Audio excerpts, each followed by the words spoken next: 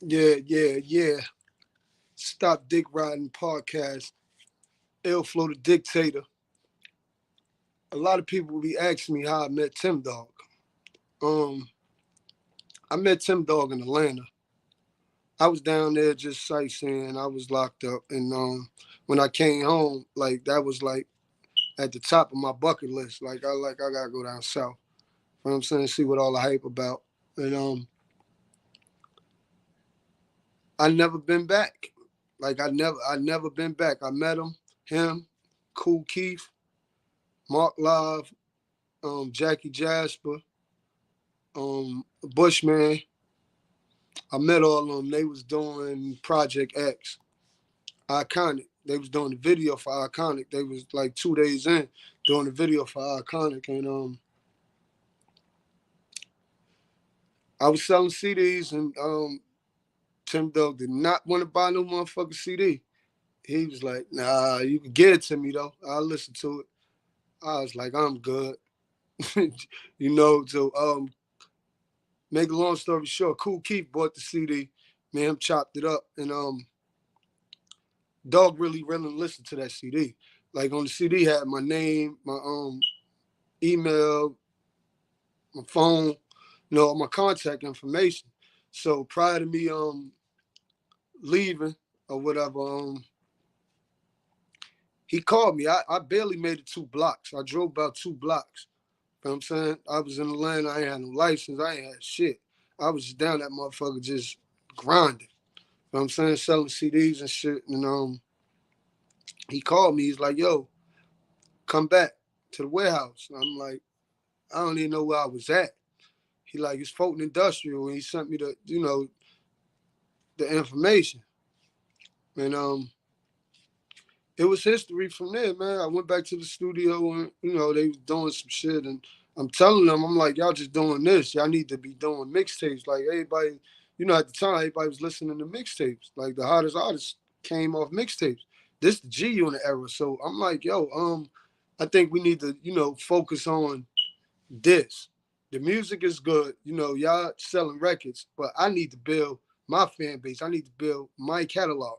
You feel what I'm saying? So that was my thing. But at the time, I probably had about probably like 9 mixtapes out, and I had them all pressed up. So he got to see and listen to what I was doing. And I was very successful doing what I was doing. State to state, city to city. I was doing what I had to do. But his impact on my life just was out of here, man. Like that's my goat. Like he did so much shit for me, countless things, man. I can't even name. I never, experienced a bad experience fucking with this nigga. You know what I'm saying? We've been to the Bronx. He introduced me to all his friends. Everybody. Everybody. From Diddy's, no Diddy, all the way to up the African Bambaataa. You feel what I'm saying? Grandmaster Cash, countless people. Mickey Benson, and we built this strong friendship, and that's just been my guy, man. We had several projects recorded, had about 4 albums done. I was in process of doing my album when he died. So, that never got to materialize. He always tell me, he's like, yo, Illflow, man, you too dope. Ain't nobody gonna put you on. Can't get on niggas' tracks rapping like you the God MC. And I'm like, I never understood that. I just thought, talent was talent. He like, talent ain't talent, my nigga. You better than all of these niggas, and you can't display it like that. Like you gotta let a nigga get off on you on one of these tracks, because first of all, they not gonna put it out. If you kill a Lil Wayne or you kill a Nas on the record, you will not make the record. And I didn't understand that. I'm thinking, nah, I think Nas a fucking kid. If I spit fire, that ain't bigging him up. And he like, no, that ain't bigging him up. That's making him work. Like, you feel what I'm saying? He could do the song by himself and damn near get the same impact. And, and he schooled me. That was just like the first rule of advice. And I went, my whole run trying to destroy niggas on tracks. And that made me cut down like on a lot of features, a lot of stuff that I really wanted to do. I turned down a lot of features, and he just impacted my life so much. And it's just history from there, you know. But a lot of niggas be dick riding. You know what I mean? That's why I started to stop dick riding podcasts, because if you dick ride, I'm on your heels. You know what I'm saying? Niggas say a lot of shit, but you know, he was before. Tim Dog reinvented himself with me. He really reinvented himself. He listened, he took notes, and the mixtape game was a game I was in. That was a game, a lane a lot of old school niggas wasn't doing. They didn't know nothing about, you know, the profitability. They probably know about the money, but they didn't know the grind. That's a serious grind selling mixtape city to city. I'm talking about I'm in Ohio one day, the next day I'm in Louisiana, the next day I'm in Texas, next day I'm in Georgia, next day I'm in the Carolinas. I might be in Alabama, Mississippi. I'm somewhere. Feel what I'm saying? Promoting myself, putting it out there, and you know, press up 1,000 copies. Shit, $10. That's $1,000. You know what I'm saying? But dude stand on the corner for it. I know because I used to do it. So, you know, he just transformed my hustle from that into something bigger. He made me look at the bigger picture. And by looking at the bigger picture, I kind of just like fell out of orbit. Like when he passed, it was like a stop. I had a hit record and everybody was celebrating, and you know, I had a good feature on the record. I paid for myself, and I got the news. It was devastating, but you know, like he always told me, he kept telling me, Flo, use me, because when I ain't here, you ain't gonna be able to do, you ain't gonna be able to use me. All you gonna be able to do is just tell the stories. You know what I'm saying? So at the time, I pushed for the hijack the drone video. You know, we did the hijack the drone video. And we ain't take a lot of pictures like we dudes. We around each other. We not like, oh, let me get a picture with you, cool Keith. And I seen the nigga, we lived together. Like all us lived together in condos. You know, they condos on the 6th floor, mine was on the 31st floor. Me and Dog stayed in the same condo at one point. Then he got me my own shit.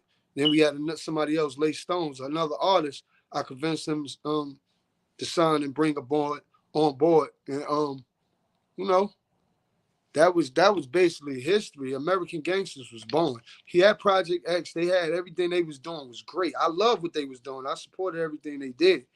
You know what I'm saying? It's just what we was doing over here. It was brewing. When I tell you American Gangsters was brewing, that shit was brewing. Motherfuckers knew we was coming. We was getting shows off a mixtape. You know what I'm saying? And that's basically that was the end of the run when he passed. And I kind of just went underground. I wasn't, because I knew ain't nobody really was gonna take interest in what I was doing, like my vision. I couldn't talk to motherfuckers how I used to. Took me months, years to start getting open, talking to him how I wanted to.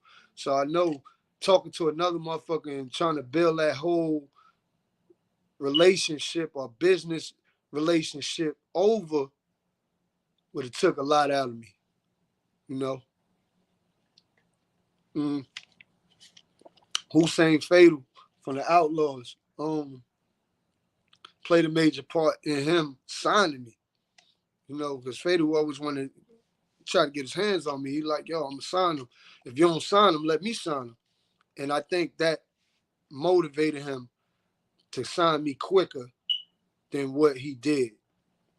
You know, and he gave me the bag. I ain't gonna stunt, act like he ain't get it to me. He gave me the bag for an independent label and an artist. He gave me the bag.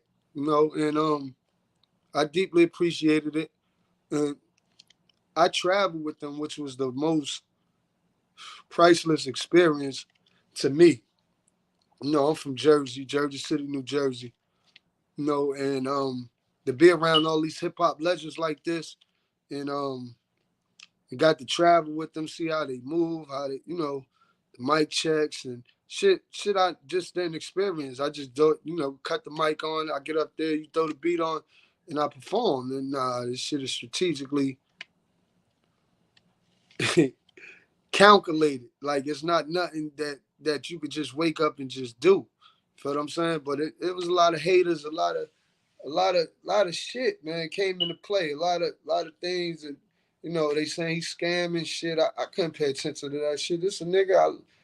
His room right there, my room right here. Like we eat breakfast and lunch and dinner together. Like we running the label. We started a whole new joint. Like you feel what I'm saying? Like he looked at me as a business partner, as a friend, as a little brother. You feel what I'm saying? And I didn't take advantage of it one day. One day, one bit, nothing. He needed something. He called on me, said, Flo, I need this, I need that. And I went and scraped it up from the town. I bought about 9 people from Jersey. And they all don't live in New Jersey today. Born Gift, my nigga, DJ Storyteller. You got Ruthie, got Lay Stones. You feel what I'm saying? And the list goes on, countless others. Things that we needed for our company. You feel what I'm saying? Because American Gangsters, to this day, we had two projects. Two projects. American Gangsters, $250,000. I know that sold 250,000. That's how he was able to obtain the meeting with 2 unknown artists and himself included, because he was in the group. It was me, him, and Lay Stones. They had Project X, which was Mark Live, Cool Keith, and Tim Dog. And then you had the Project X affiliates, Jackie Jasper. You had all the other rappers, me, Lace, that featured on songs, but it was a hell of a ride, man. I'm still flying high off that shit to today. You know what I'm saying? Like it just put me in a position, a financial position, a noticeable position, and I couldn't let go of it, man. It was just something that it made a nigga dream come true. Like you feel what I'm saying? Like I ain't take a lot of pictures with a lot of artists because he used to get mad. Like Dog used to get mad though. Like I took a picture with Nas manager Anthony. I come to the studio the next day. He dissing Anthony on the fucking record. So I mind you, I didn't catch on to none of this shit. You feel what I'm saying? So I'm like, all right, cool. Um, Joe Budden's from the town. Joe Budden's one of his records was Focus. So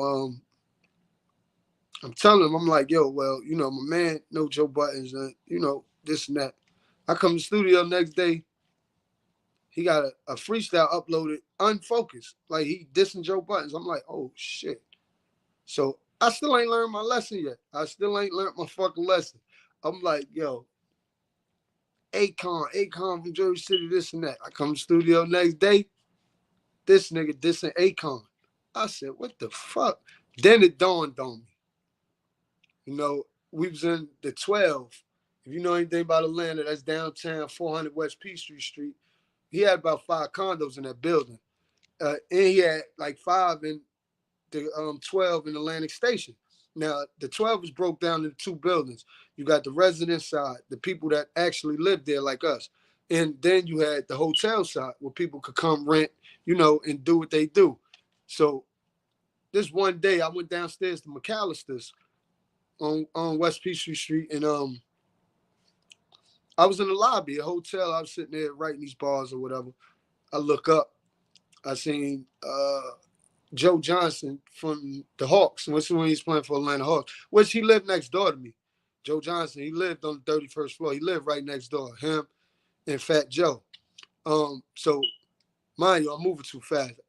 I seen Fat Joe. So when I seen Fat Joe, I'm like, all right, the Bronx. I got the Bronx upstairs. He like, the Bronx upstairs? What you mean? He looked at me, he's smiling. I'm dead serious. I'm like, yo, Cool Keith and Tim Dog is upstairs in the studio. Like, come to the studio. That nigga repeated everything I said. And said, Cool Keith and Tim Dog is in the studio. That nigga looked at me, shook my hand, and kept it the fuck moving.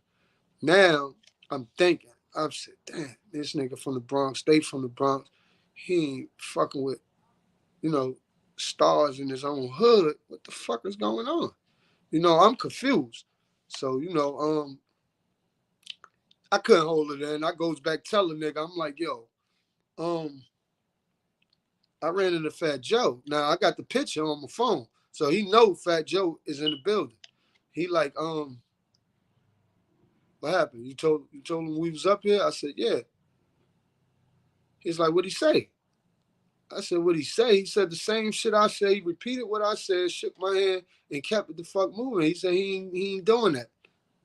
He's like, doing what? So I'm laughing, and he really trying to wrap his head around it. I guess he thinking under the impression him and Fat Joe cool.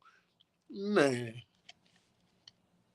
I come in the studio, fuck the next day. Later that day, this nigga got shit. And his whole thing was to test me. I realized all this now. His everything was just to test me because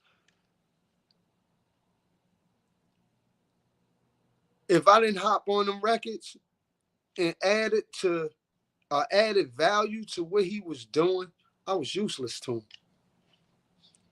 You know, and he wasn't all about this records. The nigga had music. Like his album, Icon, he had a song called The Black Man is Beautiful. Yo, like the nigga had talent, man. Like he was past all the fuck Compton shit, Step to Me and all that. That was a phase. But the music he started making started enlightening and intriguing me. Cause I'm like, oh shit. And then I'm like, y'all can jump on that. And, you know, nah, you can't jump on that. Like, what the fuck? I could jump on all these disc records, but the whole time he was testing to see if I was really riding with him. Mind you, he didn't put out none of these disc records. I got all the disc records for them. I got every last one of them. The crew, everybody he dissed, top to bottom, I got them. You know, and he just told me, he said, you're gonna make it, but you're gonna be way older than what you is now. And I said, what the fuck that mean? He said, niggas is not fucking with you, bro. Like you rapping about God and the devil, you rapping about kidnapping Ku Klux Klan members, but you putting it in the street sense, and that shit is too intriguing to an ordinary mind. He's like, niggas can't even grasp what the fuck you talking about. And I'm like, but these mixtapes selling pretty good for a motherfucker not to grasp what he said. They doing it because they fuck with you. You know, you got people that fuck with you that just do shit, and then you just got the other niggas, the dick riders. And I'm like, the dick riders? He's like, yeah, all them niggas is dick riders. Now, mind you, Fat Joe manager at the time was in the condo. And I didn't know this. Like Mickey Benson, me and Mickey Benson was all right. You know, we had some words sometimes, but me and him was always laugh, jokey, fucking with the bitches. Just he was an OG, a little short nigga, and I used to laugh because when I was locked up, I used to laugh at old school, like gangsters, because I used to be like, y'all never evolved from stabbing a nigga. You feel what I'm saying? Like that was 30 years ago. Niggas are shooting niggas now, blowing them off the map.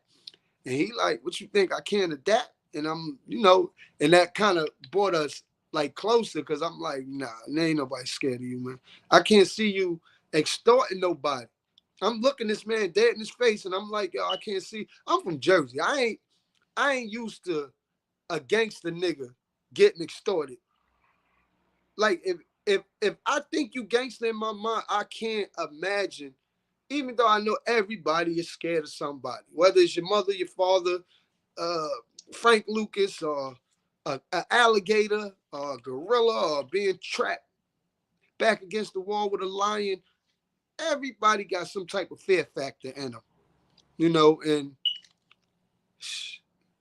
the stories I was hearing about these dudes, and I'm with them, just made me question their judgment, you know. But everything was everything, and it turned out to be all love. And you know, Tim Dog, man, rest in peace, man. I can't even really get all this shit out. I think I really need to write the shit down and put it in perspective, but I need it to be authentic. So you might get bits and pieces here and there. You feel what I'm saying? Stories, but like memorable moments and shit like that, we had a lot of them. You know what I'm saying? Rest in peace, Tim Dog. Stop Dick Riding Podcast. And we going to sign off on that note, man.